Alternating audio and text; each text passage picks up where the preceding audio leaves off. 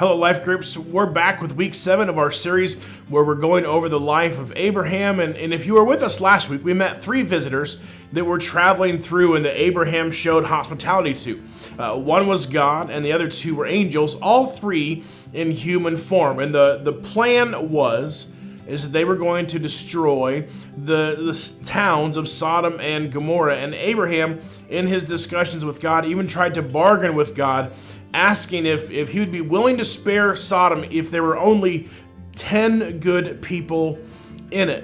And God said that he would, but the whole time knowing that there weren't even 10 good people in the city. And so the 2 angels arrive in Sodom, and Lot was sitting at the gateway, and he saw them, and he invited them into his home, and he prepared a meal for them. And the story takes a very disturbing turn that you can read for yourself. We're going to leave out a lot of the details just to kind of keep this PG, but it says that while these angels were in Lot's home, that men from every corner of the city came and surrounded Lot's home, demanding that these visitors come outside.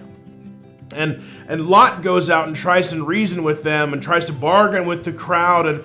And just as the crowd was ready to break down the doors to Lot's home, one of the angels opens the door, pulls Lot inside, and blinds all of the men who were in the area so they couldn't find the door.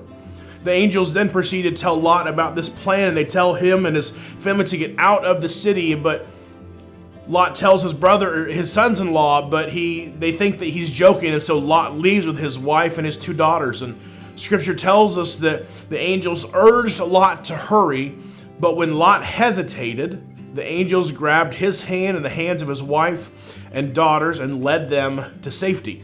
They were strictly instructed to run for their lives and to not look back. But if you're familiar with this story, Lot's wife looked back and was turned into a pillar of salt. Now, there are 2 things worth focusing on from this passage. And the first thing is that Lot hesitated. Even though he knew how evil the city was, even though all the events that had just happened in his house, and even though God was willing to save him, he hesitated. Second, Lot's wife looked back, and perhaps it was to see the destruction of the city, or maybe it was that she looked back with fondness at Sodom. We don't really know, but Pastor Brent even said in his message that hesitating and looking back are tools often used by Satan. We're often hesitant to leave sinful ways behind, and we can see that Lot was as well. And even though he knew destruction was coming, even though he was provided a way out, he hesitated. God was providing a huge level of grace, and yet Lot hesitated. Now, if we think about sin, we often hesitate because we're comfortable in it. Sin is comfortable. And maybe we feel that we can't resist the temptation, and sometimes people do a good job of leaving sin, but they don't put up guardrails or good enough guardrails, and over time they find themselves turning and looking back, and they find themselves right back in the same place.